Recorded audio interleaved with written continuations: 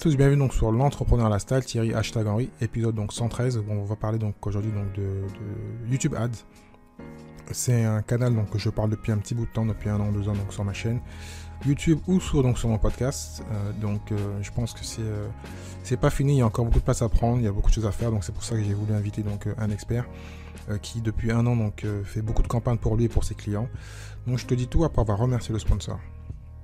Learnbox, en tant qu'entrepreneur, il est important que ta société vende des produits et des services tous les jours. Que tu sois entrepreneur, infopreneur, n'importe quel business en ligne, tu pourras créer, vendre et automatiser ton savoir en ligne. Learnbox est le meilleur couteau suisse pour entrepreneurs. Cela va tout simplement faciliter la réussite de ton e-business. C'est un service à toute épreuve pour ta réussite. Grâce à Learnbox, tu vas développer ton activité avec l'esprit tranquille. Donc, si tu veux donc avoir 14 jours d'essai gratuit, je te conseille donc d'aller donc sur le lien suivant thierry-du6henry.fr/lbx, donc thierry-du6henry.fr/lbx. Tu pourras donc trouver tous les outils nécessaires pour vendre plus en automatique 24 heures sur 24 dès aujourd'hui. De retour donc après avoir remercié le sponsor. Donc aujourd'hui donc j'ai Bastien Deveau qui va donc nous parler donc de son expérience donc de développement de campagne pour lui et pour ses clients. Plein d'informations intéressantes, donc reste bien jusqu'à la fin. Donc si tu es intéressé, bien sûr, je te mettrai donc les liens vers sa formation et vers donc son site sur plus d'informations ou sur sa chaîne YouTube. Bien sûr, donc n'hésite pas à partager donc cette audio si tu l'aimes bien, à t'abonner, à te connecter et aussi donc à me contacter si tu souhaites donc soit faire participer à l'émission si tu es un expert ou donc me donner donc poser des questions ou différentes informations. On est toujours donc ouvert pour te répondre. Donc, je te dis à tout de suite avec Bastien. Salut Bastien, comment tu vas? Salut Thierry, bah écoute, pas trop mal. Écoute, en cette fin d'été, tout va bien. Faut bien reprendre le boulot. Hein. On n'a pas le choix. Enfin, nous, on n'arrête jamais, mais bon. Enfin, au moins, les business travaillent pour nous, on va dire. Merci Bastien. Aujourd'hui, on va parler de YouTube. On va donc surtout parler de YouTube Ads. Ça fait un bout de temps que je voulais en parler. J'en ai déjà parlé un petit peu avec certains invités qui étaient plutôt experts Facebook, donc qui insistaient sur Facebook.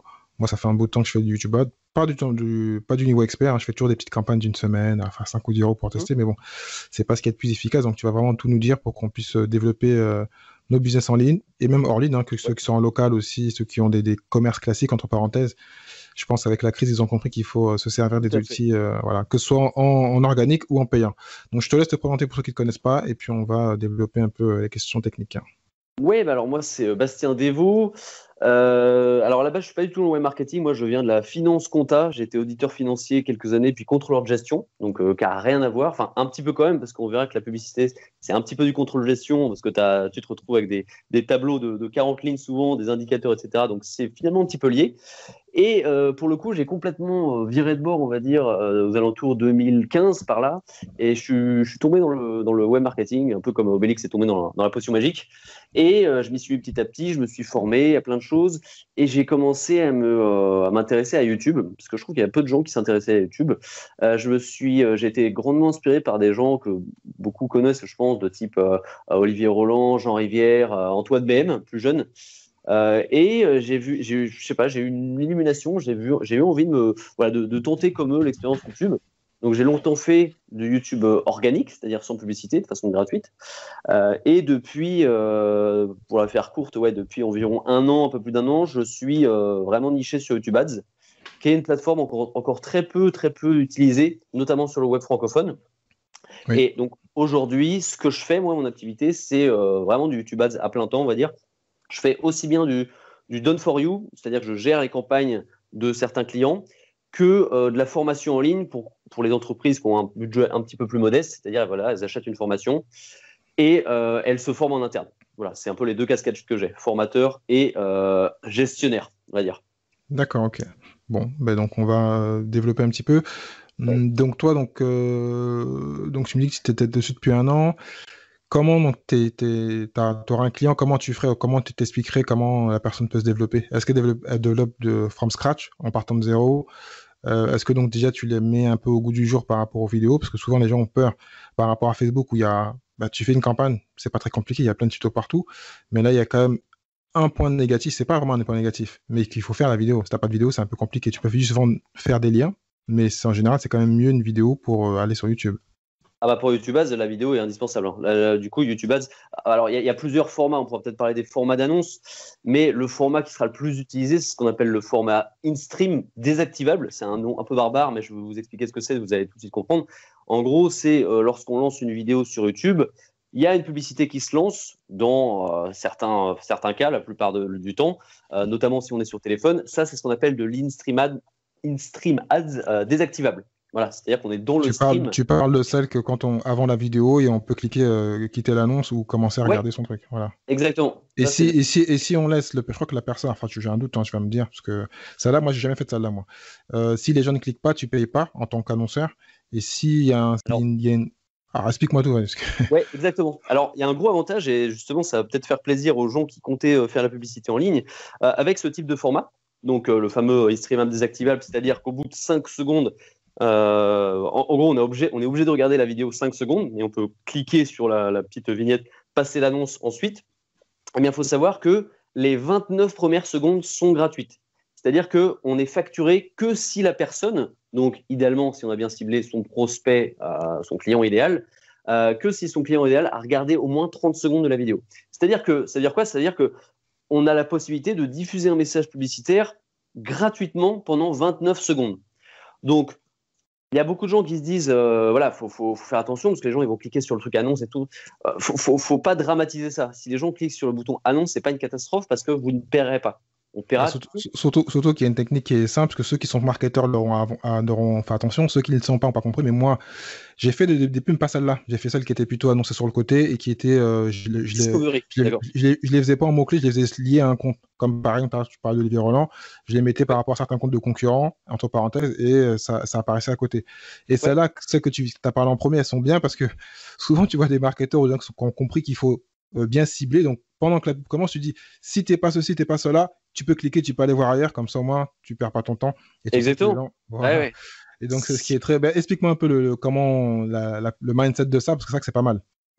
C'est ça l'idée. Alors surtout, par exemple, je sais pas si mes clients sont des coachs, des thérapeutes, on en voit pas mal, hein, des gens qui travaillent avec eux actuellement. Ça peut avoir du sens de dire dès le début de la vidéo, si vous n'êtes pas un coach, vous pouvez passer cette publicité. Après, il y a toujours une sorte de perte de crédibilité parce que ça veut dire qu'on a mal ciblé. Donc, on annonce qu'on a mal ciblé. Mais en gros, c'est important et ça peut être bien d'exclure. Moi, j'appelle ça la stratégie d'exclusion-attraction. C'est-à-dire d'exclure rapidement les gens qui ne correspondent pas du tout à notre cible. Et l'attraction, c'est-à-dire dans les 30 premières secondes, voilà, faire en sorte que nos clients idéaux se retrouvent dans ce qu'on dit, dans notre message, et bien sûr, éventuellement, ils passent à l'action. Et là, le passage à l'action, c'est ce qu'on appelle la conversion, quoi. C'est vraiment ce qu'on cherche. Donc, et en plus, ce qui est important par rapport à ce que tu dis, excuse-moi de te couper encore, parce que c'est bien différencié par rapport à Facebook, où tu crées ta campagne, c'est pas très compliqué, même si tout le monde se fait des galères avec ça, c'est super simple. YouTube, c'est pas très compliqué aussi, hein. Quand tu as vu un tuto ou quand tu as fait une formation, c'est très simple. Mais ce qui est bien par rapport à ce que tu dis, c'est comme tu disais tout à l'heure, le problème de retargeting, quand tu qualifies le client dans les 30 secondes.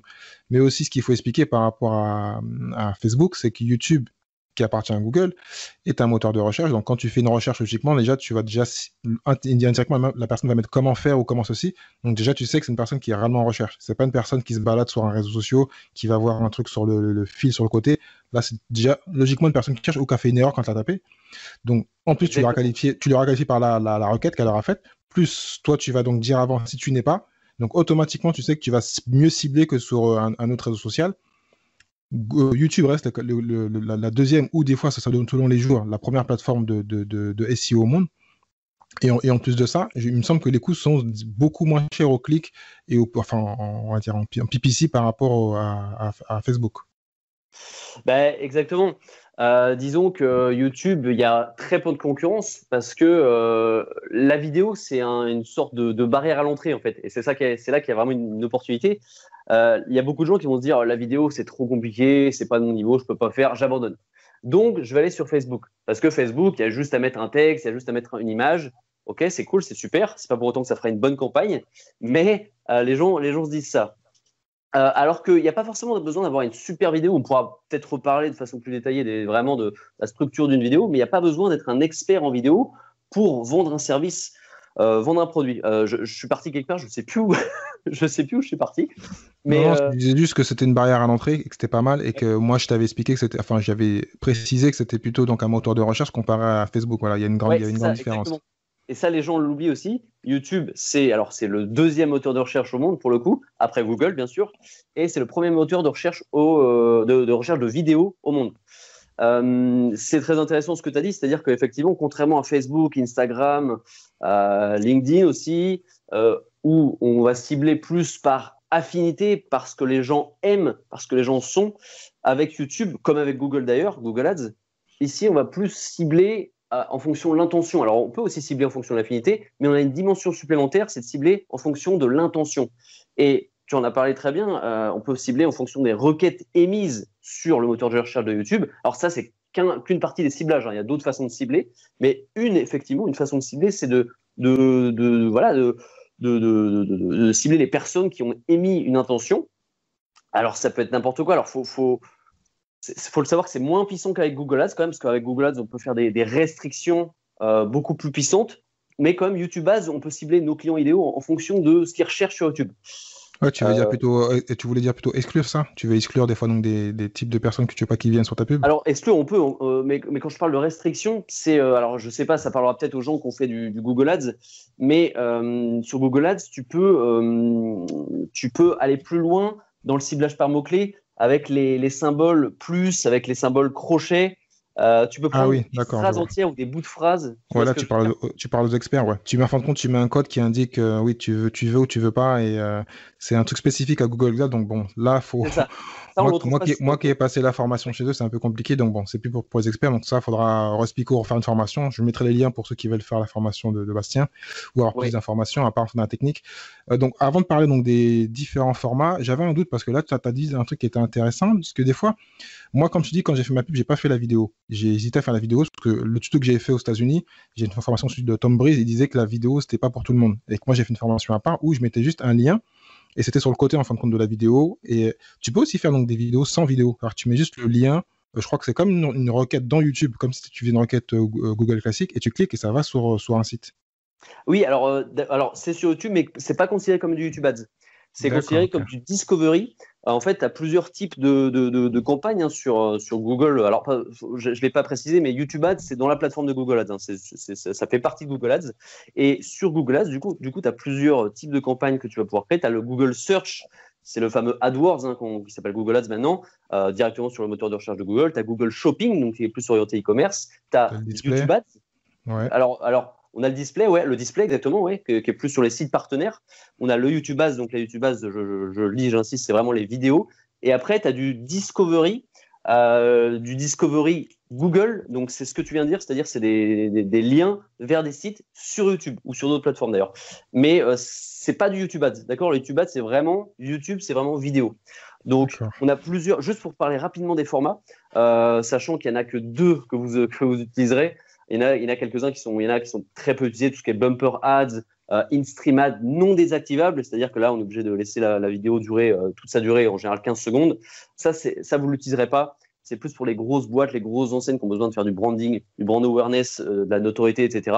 Nous, on n'utilisera que 2 formats, dont un à 80%, voire plus. C'est, comme je le disais avant, l'in-stream désactivable et le discovery. Le discovery, c'est ce que tu disais, c'est-à-dire c'est un format d'annonce qui va prendre la forme d'une miniature en fait sur YouTube et qui va s'insérer au sein de toutes les miniatures, juste avec la petite appellation annonce dessous. Ça, c'est du discovery YouTube Ads. Voilà. Donc retenez ce que vous utiliserez en majorité. C'est un peu de discovery éventuellement et beaucoup d'in-stream ads, d'in-stream désactivable. Pardon. Voilà. D'accord, donc il y en a 2. Et donc, bien sûr, on n'a pas précisé, mais ce qui était logique, il faut avoir un compte Google Ads, sinon tu ne peux pas le faire. Exactement. Donc, voilà, c'est pas très compliqué, c'est gratuit. Il faut juste mettre sa carte bancaire quand même, au cas où. Sinon, ça marche pas, bien sûr. Voilà. Sinon, ils sont pas cool, parce que la dernière fois, ils sont cool plutôt. J'ai eu un rappel, la carte n'était pas bonne, il y a un souci, donc il fais juste de changer, ou sinon, ils te retrouvent. Donc, je sais pas comment ils m'ont retrouvé, ils m'ont pris sur un autre compte, je n'avais rien donné. Mais comme Google est connecté à tout, ils ont pu trouver un compte que j'avais, donc bon. Parenthèse. Google est partout, hein. Ça c'est clair. Voilà. Aussi une chose, on est plus facilement bloqué sur Google Ads, comparé à Facebook. Il y a plein de gens qui abandonnent Facebook Ads et qui viennent vers moi, qui me disent est-ce qu'on peut travailler ensemble, parce que, quelques gens, j'exagère, parce que Facebook Ads, c'est de plus en plus restrictif et c'est de plus en plus compliqué de retrouver son business manager. Il y a beaucoup de gens qui se font bloquer leur business manager sans préavis, hein, sans raison valable, sans rien. Ouais, ça c'est connu. Bah, c'est moi, je crois que c'est une de mes vidéos qui rank le plus parce que moi j'ai toujours dit je déteste Facebook. Parce que tout affilié, j'ai été hacké, enfin bloqué dès le départ parce que j'ai fait une campagne, bon voilà. Et donc j'ai vite compris. Et c'est comme ça que je suis passé moi à YouTube Ads et j'ai fait Bing Ads, j'ai fait un peu tout, j'ai tout testé. Ouais. Et comme dit en fait, quand un grand marketeur, j'ai oublié le nom. Donc, au lieu de passer son temps en recherche Facebook et Instagram, qui en fin de compte sont là pour faire perdre du temps aux marketeurs, même si bon, il y en a qui marchent très bien, ça marche très bien, c'est efficace. Mais il est vrai que Google et YouTube sont vraiment là faits pour faire du business parce que les gens, en fin de compte, c'est un moteur de recherche. Le reste, c'est du réseau social, donc c'est pas du direct. Et là, les gens font une requête, donc c'est un peu différent. C'est pas le même esprit. Il y en a un qui est là pour te faire gagner de l'argent et pour t'éduquer, et l'autre pour te faire jouer, t'amuser.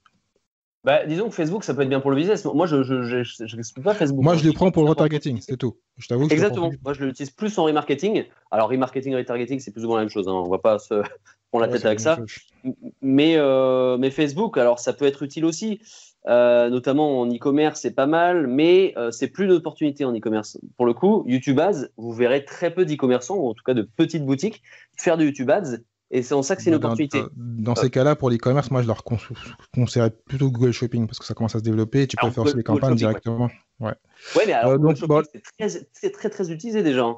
À chaque fois que tu tapes, par exemple, aspirateur sur Google, tu vois des dizaines, une vingtaine d'annonces qui vont défiler. Sur YouTube Ads, clairement, tu en vois très rarement des petites marques qui vont te présenter un aspirateur, un truc comme ça. Tu vois, c'est vraiment rare. Donc, il y a vraiment une opportunité là-dessus, quoi. Alors, en termes de vidéo, parce que je le dis au passage, la vidéo, c'est comme le format qui convertit le mieux aujourd'hui.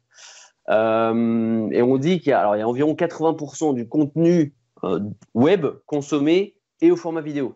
Alors, j'englobe tout ce qui est Netflix, Amazon Prime, etc. Hein, mais pour dire à quel point il y a quand même une demande de la part des gens de regarder de la vidéo. Vidéo et audio, n'oublie pas les podcasters. Hein. Non, bien sûr, bien sûr. Question par rapport à...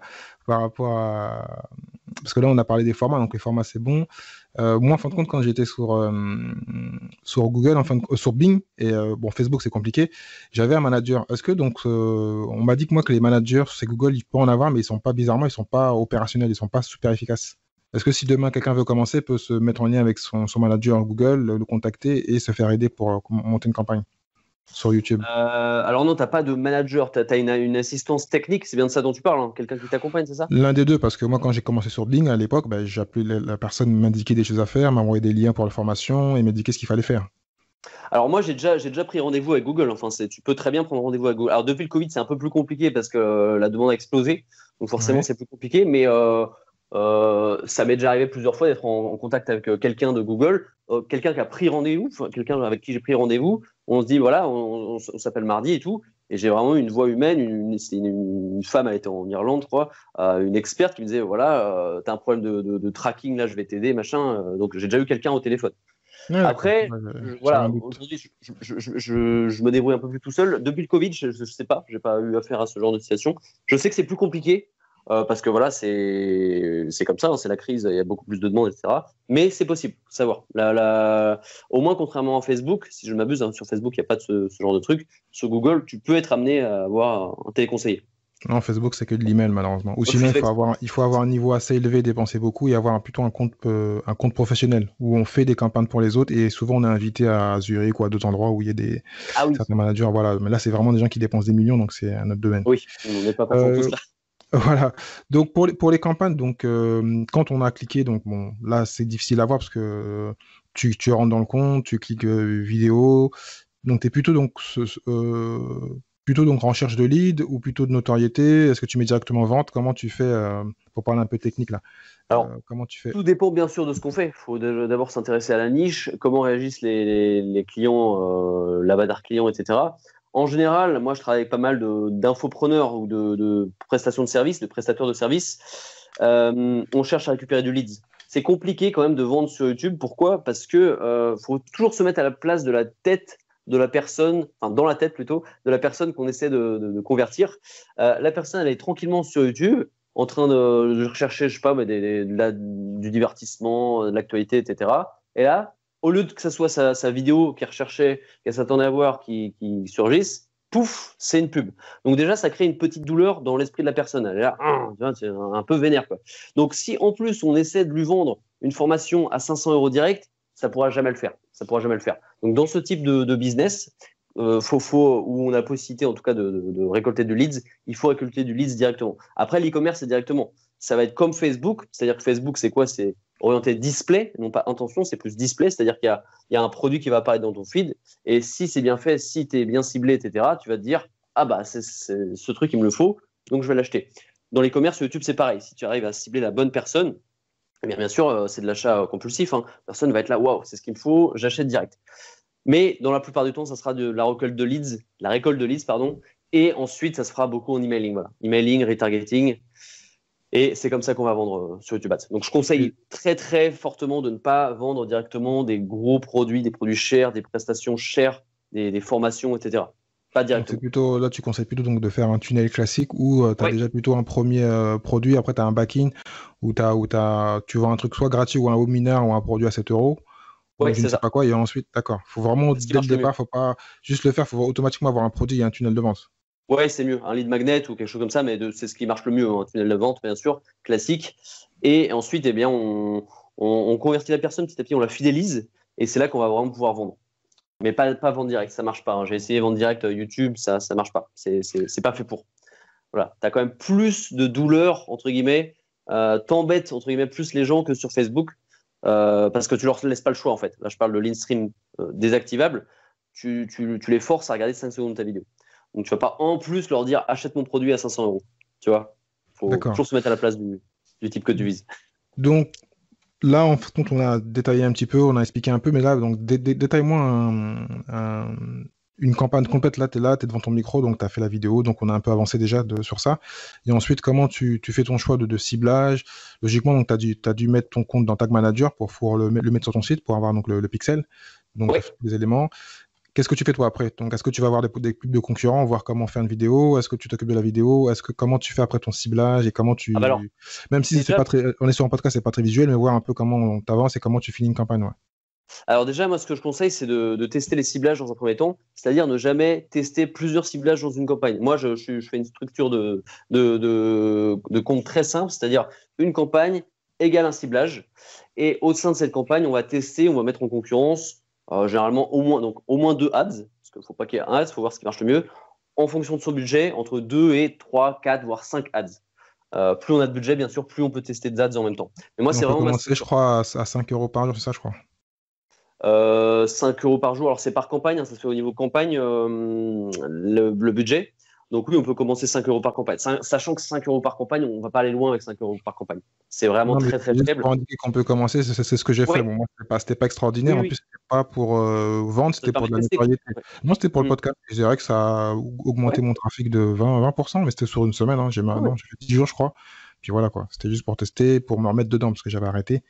Ouais, c'est bien pour s'entraîner, pour voir comment ça marche. On peut mettre un tout petit budget. Et ensuite, monter en puissance.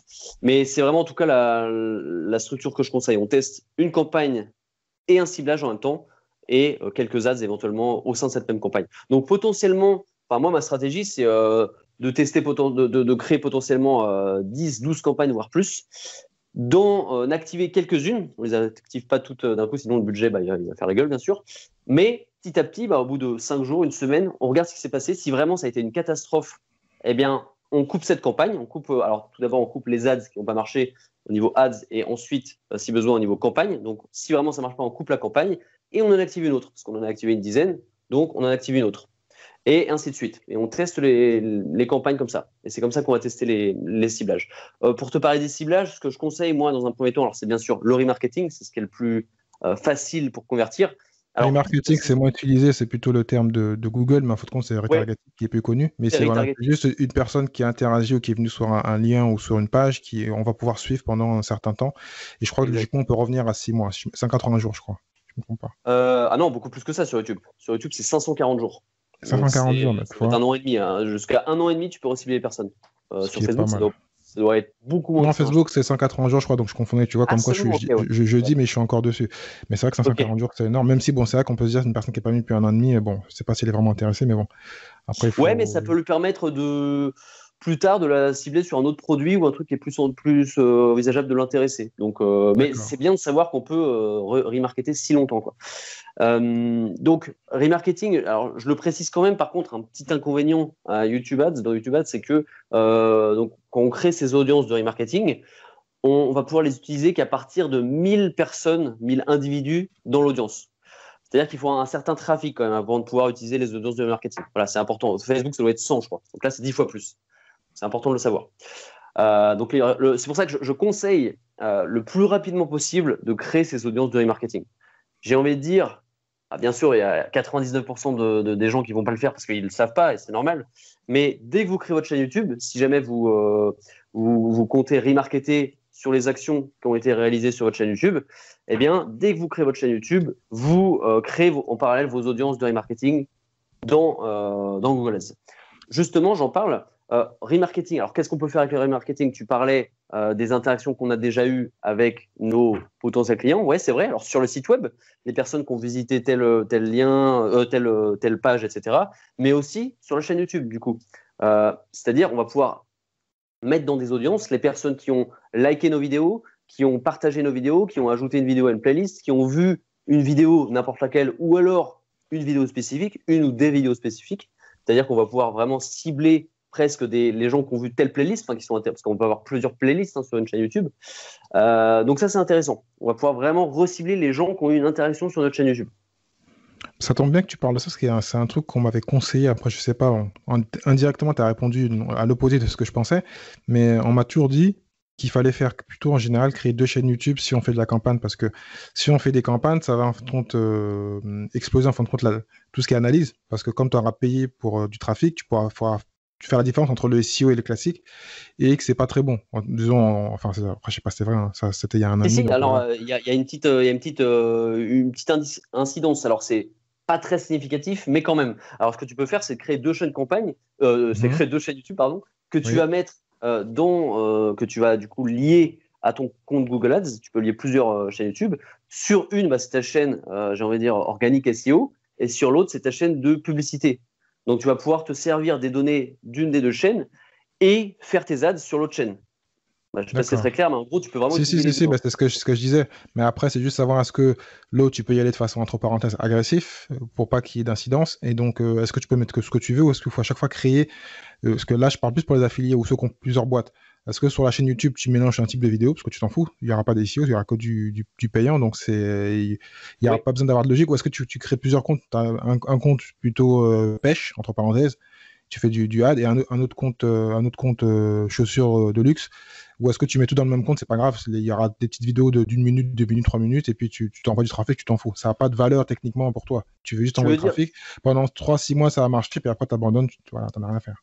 Tu veux dire mélanger les niches? Je sais pas si on va avoir bien compris. Ouais, c'est ça, c'est mélanger les niches. Est-ce qu'il faut créer un compte YouTube par niche payante, ou est-ce que tu peux tout mettre dans un même compte, et tu mets peut-être des sous-titres ou des sous-comptes dans YouTube, voilà, pour faire une différence?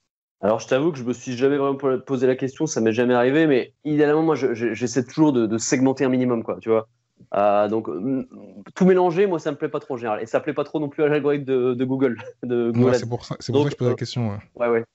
Dans la mesure que tu peux, il faut vraiment segmenter, éventuellement créer plusieurs comptes Google Ads aussi, hein. Mais l'idée, c'est vraiment de ne pas perdre l'algorithme et qu'ils comprennent ce dont tu parles. Quelles sont tes conversions, quelles sont tes actions de conversion, quel est ton avatar client, quels sont tes clients idéaux. Si tu mets tout un tas de clients et que tu mélanges tout, ça va être compliqué. Donc vraiment, que ce soit sur YouTube, sur Google Ads, sur tout ce que tu fais, segmente au maximum, quoi. C'est vraiment ce que je conseille. Voilà, sépare les activités. En termes de campagne, on t'a expliqué un petit peu, mais peut-être aller plus en profondeur. Est-ce que toi, tu fais une différence entre audience ou les mots-clés? Tu fais plutôt une campagne sur les mots-clés ou une campagne sur l'audience, ou tu fais pas de différence? J'ai juste un peu continué du coup sur le ciblage, parce que tu me parles de ça. Je parlais du coup, le premier ciblage que je recommande, c'est le remarketing, si vous pouvez vous le permettre, c'est-à-dire si vous avez 1000 individus dans vos audiences. Ensuite, justement, on peut utiliser les mots-clés. Ça, c'est le second type de ciblage, donc c'est le ciblage hors marketing que je recommande le plus, c'est le ciblage par mots-clés. Comme je le disais en début d'interview, là, on va vraiment pouvoir cibler l'intention de nos clients, nos clients idéaux.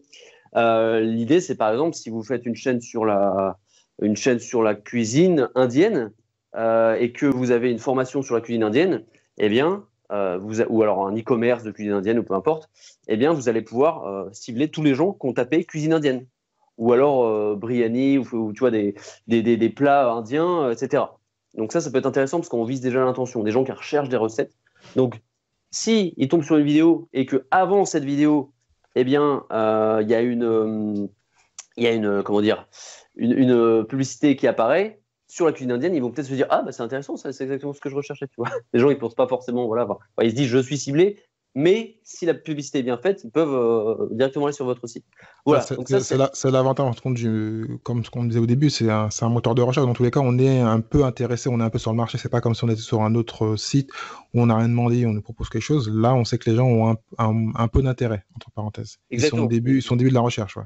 Ou peut-être Ils ont clairement un intérêt, ouais, exactement. Ouais. Après, tu as le ciblage, un autre ciblage que je recommande, qui est assez simple aussi à mettre en place, c'est le ciblage par emplacement. Donc là, ciblage par emplacement, the placement en anglais, tu vas tout simplement pouvoir diffuser tes publicités sur des chaînes YouTube ou sur des vidéos YouTube spécifiques. Donc là, on va très loin aussi dans l'analyse. Moi, je m'amuse à dire que tu vas pouvoir siphonner, entre guillemets, le trafic de tes concurrents. Là, moi, c'est celui-là que je préfère, parce qu'il me paraît plus logique. Ouais. Quoi. Comme je connais mes concurrents, j'ai qu'à les mettre, je mets le lien de leur chaîne YouTube. Je sais qu'en général, la personne qui aime ce que la personne fait, voilà, elle va aimer ce que je fais, logiquement. Oui, en principe, si c'est bien ciblé, exactement. Ouais. Donc là, tu cibles tes concurrents. Alors, tu peux. En général, c'est plus recommandé de cibler des vidéos que des chaînes. Ça prend plus de travail, mais en général, ça diffuse mieux. Je l'ai constaté.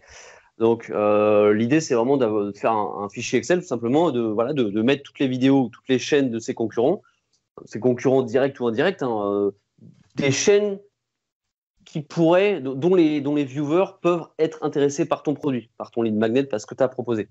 Voilà, ça, c'est le ciblage par emplacement. Il y a quelque chose aussi que je dis très rarement hors de mes formations, pas mes clients. Merci. Tu parlais d'exclusion tout à l'heure. C'est très important aussi d'exclure certains types de chaînes. Je pense notamment à tout ce qui est, alors ça encore une fois, ça demande du travail de recherche, mais tout ce qui est contenu pour enfants. Alors, tu vas me dire, je comprends pas, mon contenu, les enfants ils sont déjà exclus parce que comme ciblage j'ai mis 18 ou alors 24, 45 ans. Ouais, sauf que quand il y a un petit temps mort à la maison ou que les enfants avec leurs parents ils sont dans la salle d'attente pour le docteur, un truc comme ça, tu as beaucoup d'enfants qui utilisent le téléphone ou la tablette des parents pour aller sur YouTube, regarder des petites vidéos de dessins animés, etc. Et ils utilisent le compte des parents.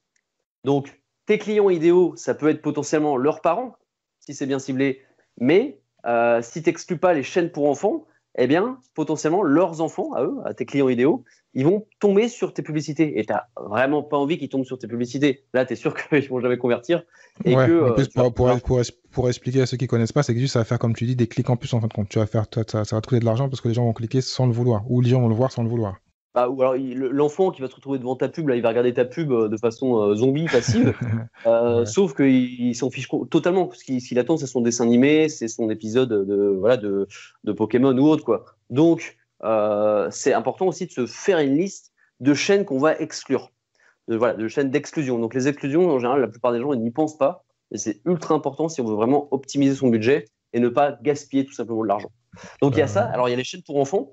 Il y a d'autres choses aussi. Toutes les chaînes de méditation, tu vois, il y a beaucoup de chaînes de méditation, des vidéos, etc. De yoga aussi. Parce que imagine, tu es en train de faire une vidéo de yoga sur YouTube, tu lances ton truc, alors parfois tu as des pubs qui se lancent en plein milieu de la vidéo, surtout sur les longues vidéos.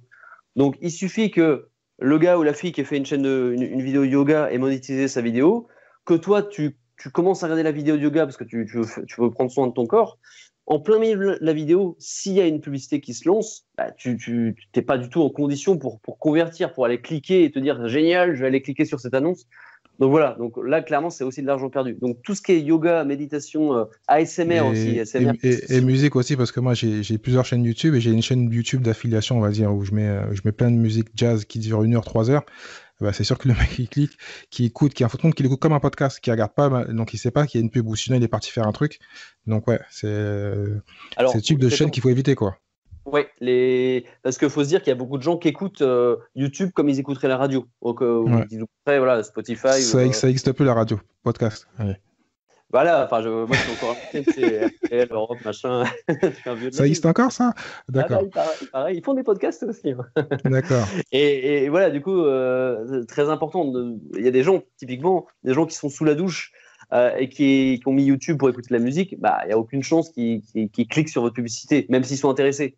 D'accord? Donc, je parle du coup d'un troisième type de ciblage, ce qu'on appelle le ciblage par thème, topic en anglais. Là, tout simplement, on va pouvoir cibler, alors, non pas les chaînes par leurs URL, mais par le contenu des chaînes. Par exemple, alors là, c'est vraiment des bases de données qui sont données par Google. On n'a pas trop de marge de manœuvre là-dessus. Mais par exemple, si vous ciblez la boîte, je vais dire n'importe quoi, cosmétique bio, mettons qu'il y a une boîte qui s'appelle comme ça. Je dis boîte, c'est des bases de données créées par Google, enfin voilà, des menus. Donc, si vous cochez cosmétique bio, eh bien, vous allez cibler toutes les chaînes dont le contenu parle de cosmétique bio. Alors, quand je dis contenu, c'est aussi bien le script, ce qui est dit dans la vidéo, les tags, la description, etc. Voilà. Dès qu'ils trouvent cosmétique bio ou quelque chose comme ça, vous ciblerez la chaîne. Donc là, on va pouvoir aussi faire des exclusions de thèmes et c'est là qu'on va pouvoir éventuellement exclure de la musique parce que tu as un des thèmes qui s'appelle clips musicaux. Et ça va te permettre d'exclure, alors non pas tout, hein, parce que c'est trop compliqué, mais ça va te permettre d'exclure une bonne partie de vidéos musicales. Si je ne me trompe pas, tout ce qui est Vevo, etc. Ça, on s'en fiche un petit peu. Donc, on va pouvoir exclure des thèmes aussi. C'est quelque chose, encore une fois, qui est très oublié et on est là pour maximiser notre rentabilité. Donc, voilà, on ne dépense pas d'argent sur ce qui va nous en faire perdre. D'accord. Voilà, ciblage par thème.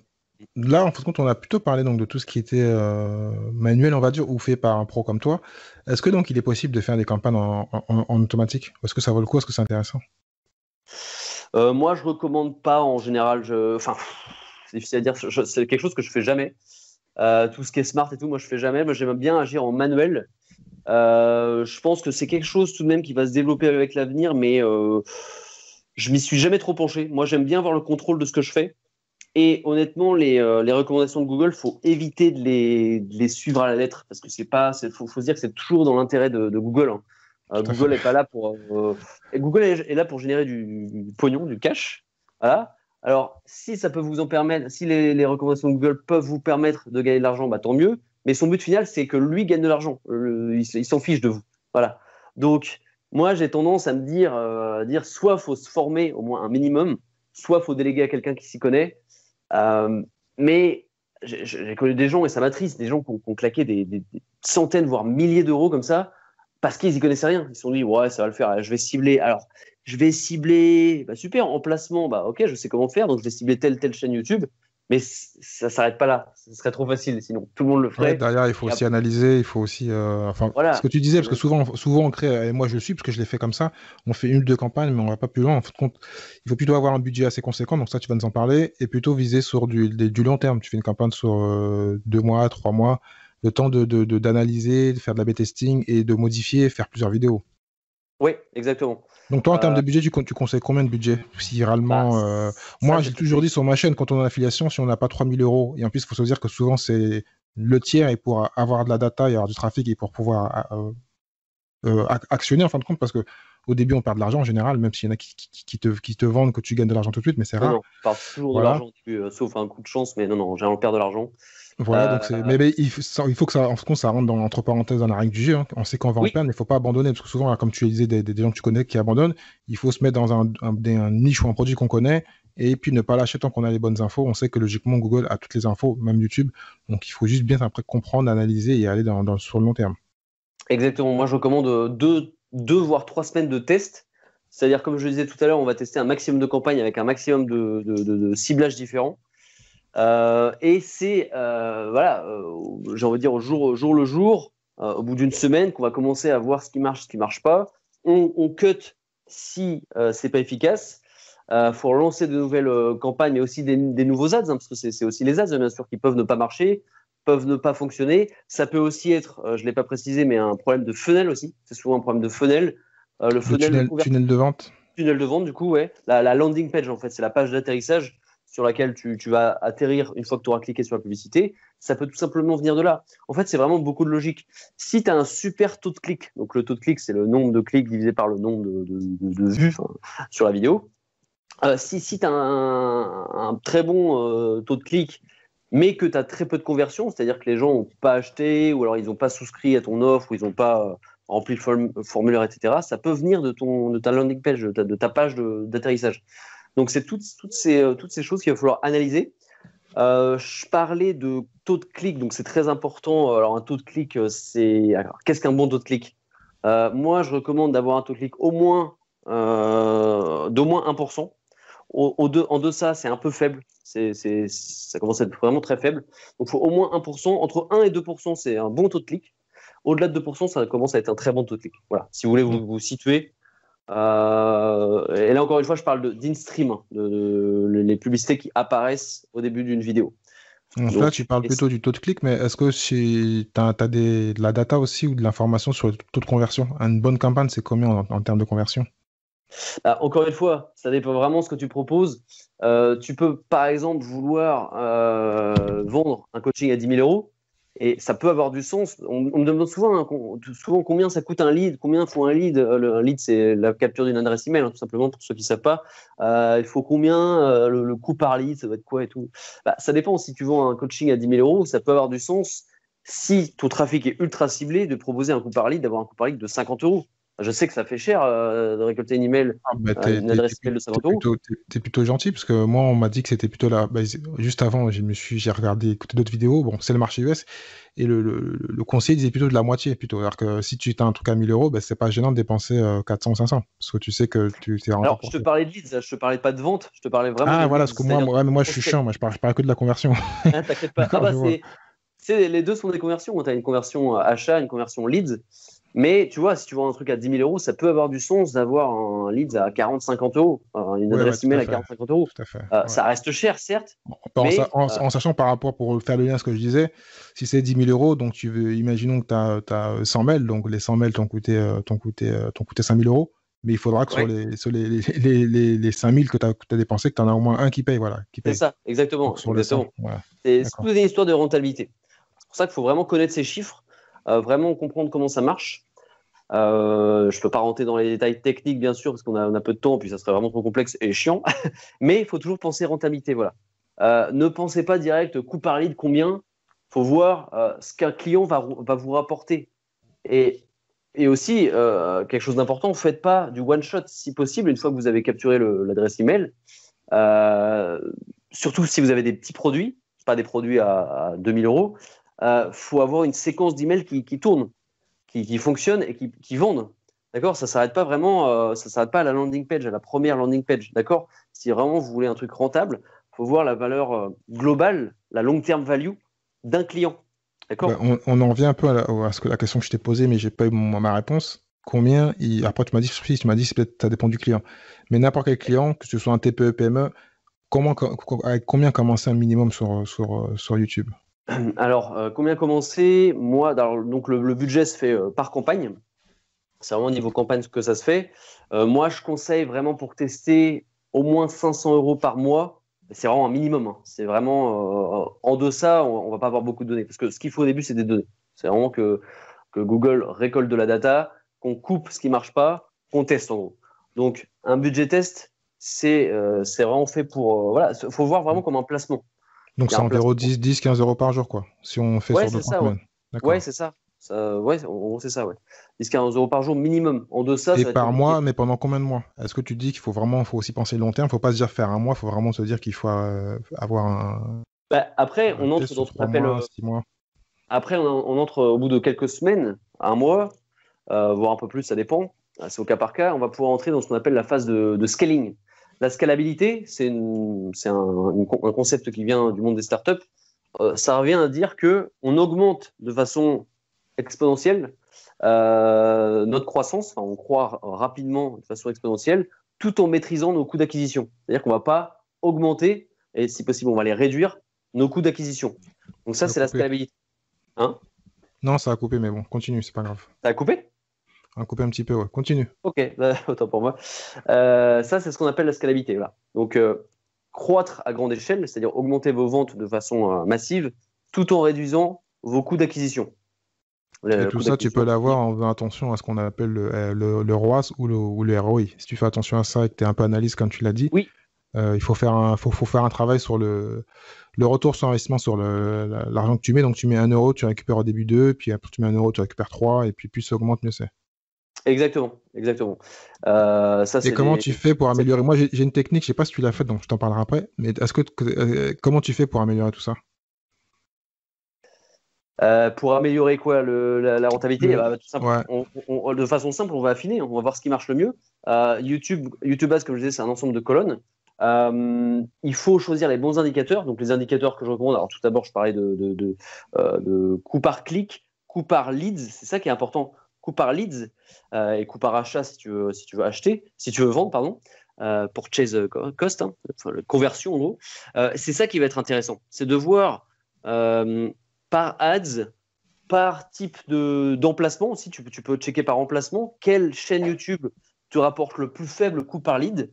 Chaîne YouTube, j'entends que concurrent, quoi, en gros. La démographie. Donc, quel âge ont les personnes qui te rapportent les plus faibles coûts par acquisition. Et tout ça, tu vas l'affiner essentiellement en phase de test. Donc, les 2-3 premières semaines, c'est là vraiment que tu vas voir que tout se met en place et que tu vas pouvoir faire du cost killing. Et c'est pour ça que le début n'est pas forcément rentable, mais c'est quand on commence à faire du cost killing que tu peux vraiment mettre en mettre en place la phase de scaling. Bon, ça va Et avoir du tu mal te à bases, et tu te bases et tu te bases en général que sur les éléments de Google. Donc, tu fais sur Google Analytics ou Google Tag Manager et autres.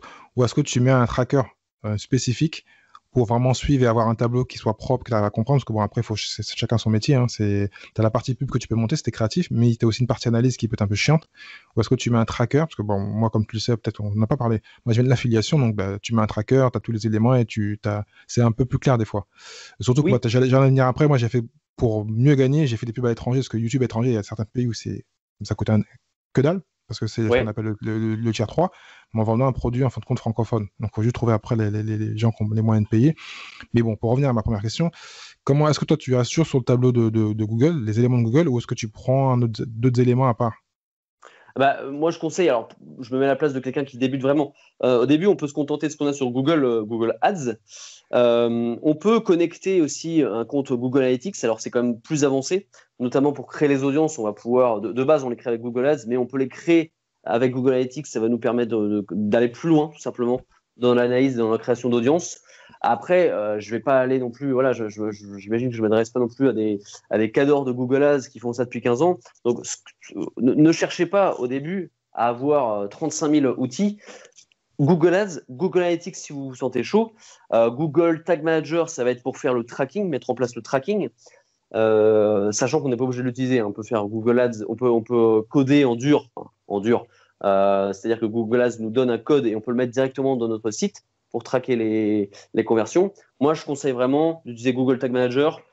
Y a des tutos très bien faits. Je sais que ça fait toujours peur d'utiliser des nouveaux outils et tout, mais il y a des tutos très bien faits qui permettent de montrer comment utiliser Google Tag Manager. Ça sera plus de facilité, plus de simplicité par la suite. Voilà. Donc, si vraiment vous voulez quelque chose de carré, Google Ads, bien sûr, c'est nécessaire. Google Analytics et GTM, Google Tag Manager. D'accord. Après, si vous voulez aller plus loin, si vous voulez aller un peu plus loin, il y a ce qu'on appelle les UTM, c'est les tracking du URL qui vont vous permettre de définir et de savoir d'où provient vos clics, de quelle source, etc. Là, c'est un peu plus avancé. J'ai pas envie d'embrouiller tout le monde, mais sachez que ça existe. Les UTM, je pense que ça parle à pas mal de gens. Hein. Au moins, le terme UTM, c'est souvent, on les voit souvent dans les. Ceux qui ont déjà regardé comment dire, les noms de domaine et les clics, ouais, on le voit. Mais après, il faut savoir à quoi Ouais, ça sert. Mais dans ces cas-là, moi, je dis souvent, si on est entrepreneur et qu'on a d'autres soucis à faire et qu'on a les moyens, bon, on prend un freelance sur une journée ou une demi-journée qui vous passe tout ça. Bon, vous n'allez pas tout comprendre, c'est lui ouais, qui va le faire, mais bon, voilà, vous prenez un freelance que vous avez confiance, il vous met ça en place et c'est fini. Hein. Après, ouais, exact. On peut en trouver sur Fiverr, etc. ouais. 5 euros.com. Je sais même pas combien ça peut coûter la journée. Bah, vu que c'est la journée, ça doit pas être des millions au moins. Voilà. Après, c'est que si on a les 500 euros ou 600 euros par mois, c'est qu'on a un peu de moyens. Donc, on n'est pas riche, mais on a des Ouais, moyens. Donc après, le but, c'est quand même de rentabiliser son investissement. Donc voilà. C'est bien d'avoir exact. comme on dit, enfin, j'ai oublié que c'est cette phrase, là, quand on a de la table, de la donnée, on peut avancer. On peut, enfin, j'ai oublié le terme. Quand on arrive à prévoir, quand on a de la donnée, on peut prévoir, on peut vraiment voir l'avenir. Et là, si on n'a pas de données, on fait juste de la pub pour de la pub et on n'a pas des éléments, c'est compliqué. Donc, Ouais, c'est important de pouvoir exactement. tracer. Donc, quand je retrouvais cette super citation, je la mettrai dans le show note. Est-ce que donc Ça toi, tu marche. fais un peu de pub à l'étranger? Parce que moi, voilà, comme je t'ai dit, en tant qu'affilié, j'ai tenté certains pays d'Afrique. Oui, Même s'ils n'ont pas tous les moyens, et surtout sur mobile, parce que mobile, bah, c'est moins cher en général. En plus, oui, là-bas, ils n'ont pas le choix, c'est plutôt le mobile qu'ils ont que le portable. J'ai fait après des pays où je savais qu'ils comprenaient le français, et donc après, c'était juste faire le lien entre le produit qui était des fois un peu cher, donc il faut faire attention, et le pays où le trafic ne coûte rien. Et même bizarrement, une fois, j'ai fait une campagne, je l'ai su après ça. Les réseaux sont un peu bizarres, des fois, quand tu fais une campagne en Guadeloupe, Martinique ou Guyane, ils pensent que c'est hors de France, pourtant c'est de oui. l'uniciel, hein, et donc le trafic est moins cher. Ah d'accord, bah, c'est Je bon à sais pas savoir. Mais pourquoi. justement, c'est intéressant que tu parles de ça parce que moi, du coup, j'ai jamais fait de campagne. Alors en Afrique, tu dis que c'est beaucoup moins cher du coup. Tu as vraiment des coûts Disons moins que faibles. il y a moins bah, après, il y a moins de volume. Parce qu'on ne C'est fait pas sûr? des marchés où voilà, ils dépensent. Donc après, il faut trouver des offres. Ou sinon, il faut faire des offres gratuites. Ce que j'avais fait à un moment où c'était des offres où tu gagnais au lead. Hein, tu gagnais pas grand-chose. C'était du pur CPA. Tu gagnais 1 ou 2 euros quand les gens cliquaient, s'abonnaient à un logiciel. Mais comme le clic me coûtait 0,5 cents ou 10 cents, c'est pas gênant. Tu vois, après, tu fais du volume. Mais à un moment, ça bloque parce que tu n'as plus de volume. Il n'y a plus personne sur le marché. Donc Oui, voilà. c'est le souci, ouais. C'est l'avantage Mais quand tu es sur un marché anglo-saxon où les gens quand tu fais par exemple du tier 1 où tu as tous les marketeurs, parce que tu as le marché qui est énorme, les gens ils ont les finances et il y a du volume en termes de personnes, bah, c'est plus simple. ouais, ouais, ok, je vois, ouais. Moi, pour ma part, j'ai jamais, j'ai pas encore testé. Alors, j'ai fait un petit peu pour des clients américains, un tout petit peu, mais Mhm. sinon, c'est France, bien sûr, et pays francophones occidental, on va dire. J'ai des clients, je travaille avec un client qui est suisse, avec des clients qui sont québécois, donc ça reste quand même dans la francophonie occidentale, mais j'ai pas encore. Alors, j'ai vécu en Indonésie et je parle pas trop mal indonésien, enfin, bien que j'ai un peu perdu, mais il faudrait que je teste, pourquoi pas, sur le marché indonésien, ça peut être sympa, ouais.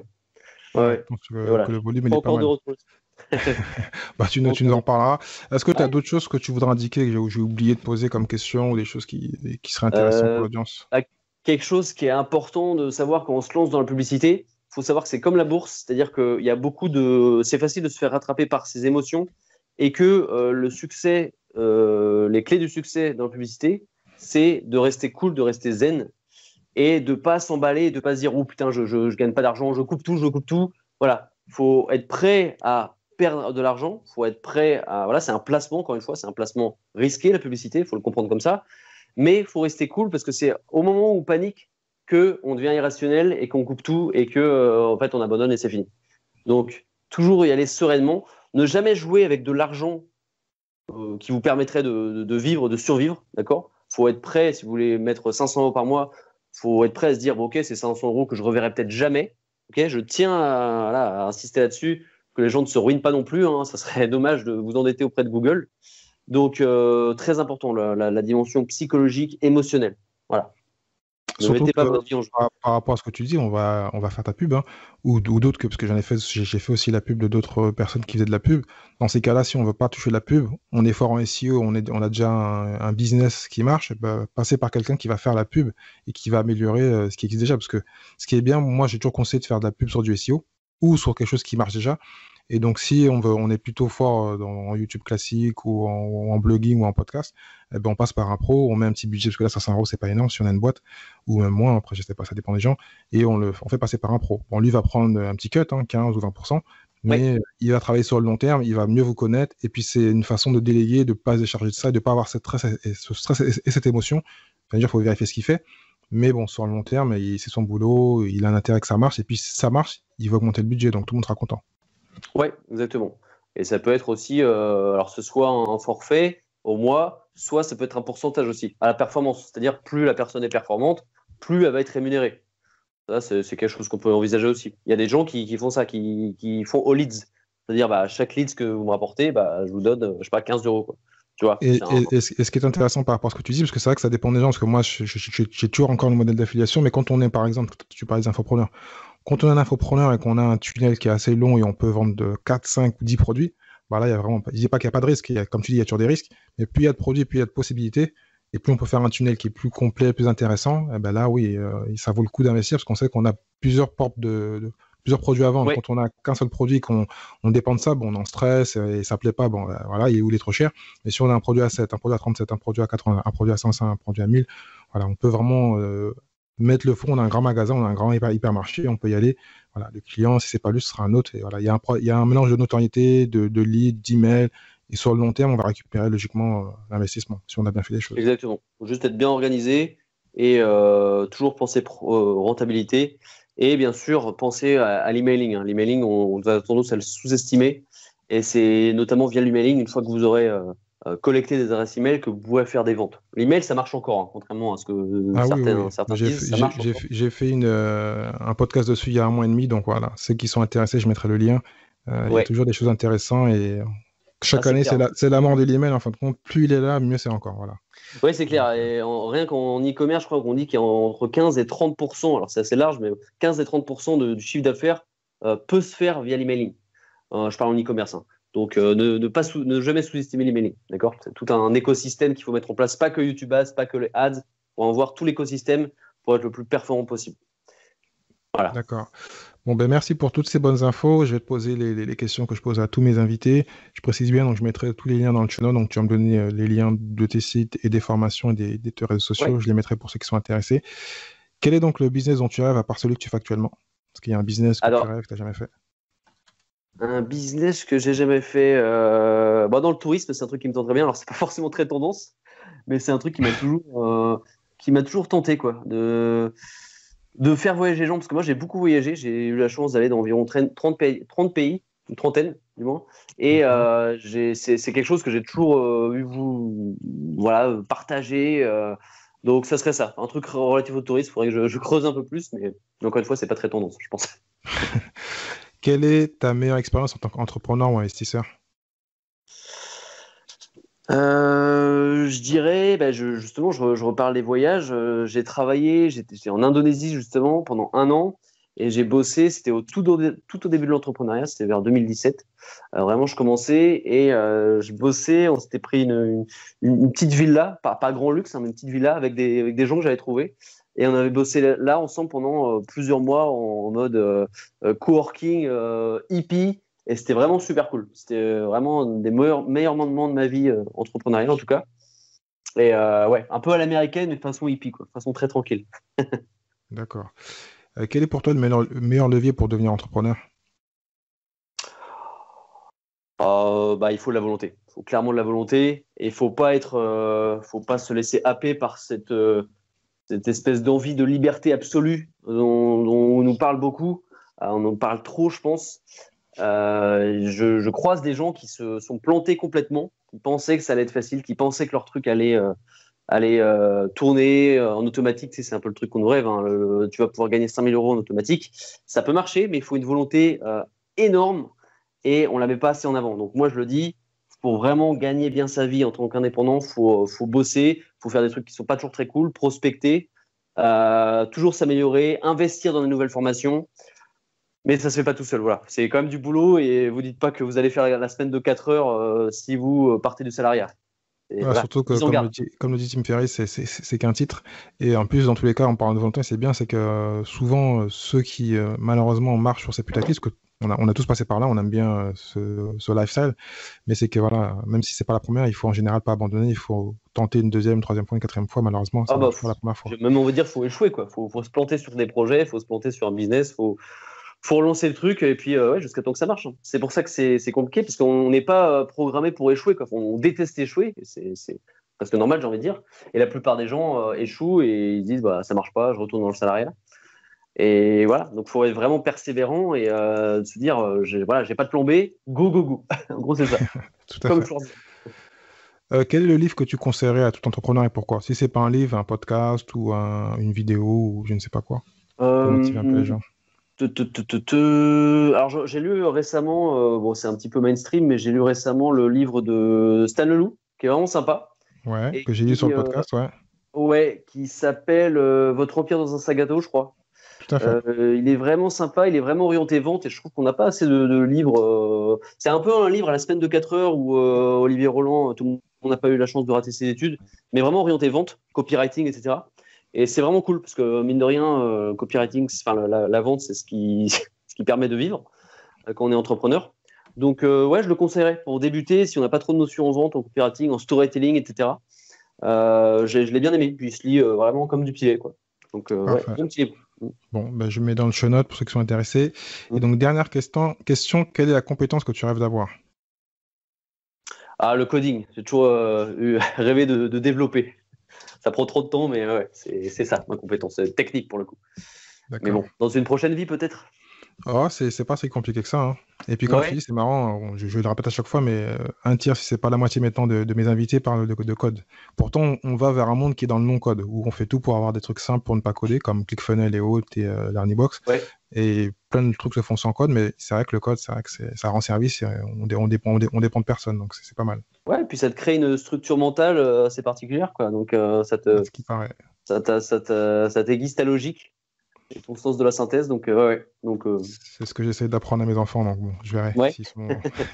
C'est important, je pense que je sais pas comment est l'éducation nationale actuellement, mais je pense que ce serait une bonne idée d'inciter de faire des sortes d'initiations pour les enfants. Ils en font un peu parce que moi je leur ai placé l'ordinateur et ça, ils m'ont dit je connais, on le fait à l'école. Je dis, je savais pas, tu m'avais pas dit.